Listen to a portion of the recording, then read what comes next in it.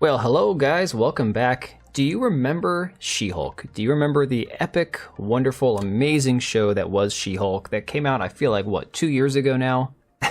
It was peak Disney Plus, peak current day Marvel, let me tell you. This show was something to behold. Ironically, the people who were involved in the show, much like the rest of Marvel and Disney, were a bunch of woke, left-wing, feminist activists who basically hate straight white males. In fact, I do believe this was the same show where they had an episode basically targeted at, I believe it was Overlord DVD, Doomcock over here on YouTube, where they had a character that wore a similar mask to him, where it was just like, it was them trying to troll the trolls. And of course, the showrunner herself said this, that the entire show was designed to mock and to humiliate the racist trolls that were just, being sexist about this strong, empowered woman in this show. Well, now we have Tatiana Maslany, the actress from She-Hulk, the protagonist of this show, coming out saying that Canadian laws requiring parental approval for students to change their pronouns should not be in control of the parents for how a child identifies. Okay, so she doesn't believe that parents are the ones who can make the best decisions for their children.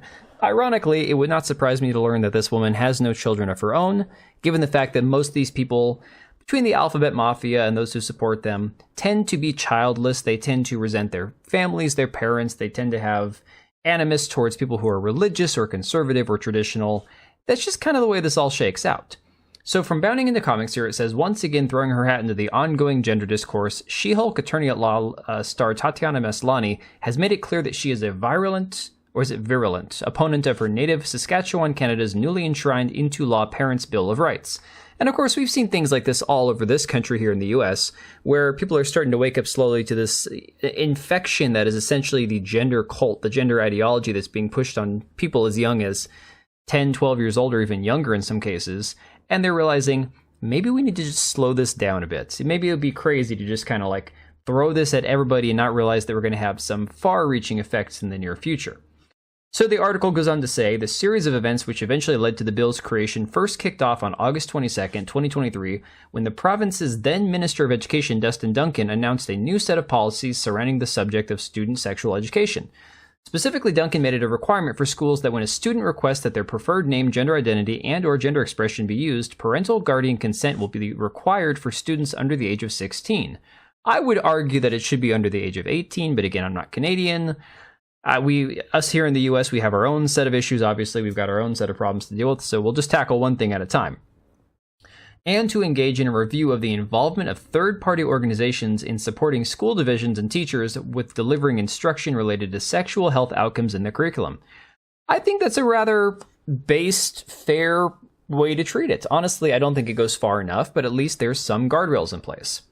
So the article says, for those curious, in the case of those students who may believe they've been harmed if they inform their parents of this decision, the policy specifies if it is reasonably expected that obtaining parental consent as mentioned in subsection 1 is likely to result in physical, mental, or emotional harm to the pupil, the principal shall direct the pupil to the appropriate professionals who are employed or retained by the state. Now, this is where you get into the daddy government thing, where the government will just take the children away if they decide it's in the best interest of the child to just let them transition. You can't have any say in it. So, of course, in response to this, you have Maslany, who is the activist, Marvel actress here on her god-awful show, responding saying, it should not be in control of parents how a child identifies. How a child knows themselves to be, said the actress, that isn't a parent's place. It's an overreach. It's an overreach on the part of the provincial government to legislate that. It's absurd.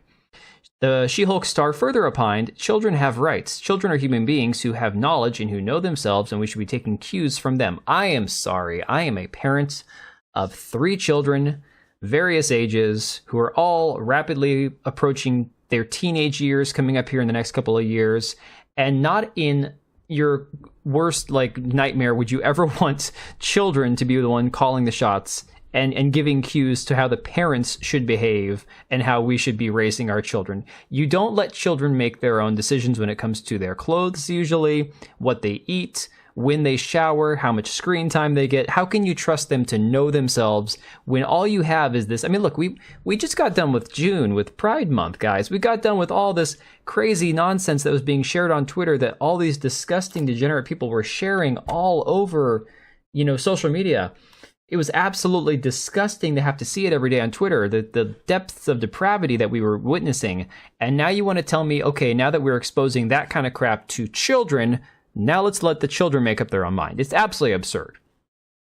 So she says, in so many ways, we should be taking cues from them, listening to them, empowering them to know who they are and to name that. It's their right, she concluded. It's not the parents' right. The article says this is not the first piece of legislation Maslany has publicly spoken out against, explaining her decision to wear a Support Trans Future sweatshirt and a pair of She-Hulk featurettes. I remember this during the time that I was watching this show, this Support Trans Futures shirt she had on. Ironically, the thing about this show, too, that cracked me up, it was very much this whole idea of having the safe, horny, the safe, sexy idea where you could ogle the men. She could act like a slut, essentially, and it was okay. But you didn't have any male gaze in the show. None of this gazing at the female form.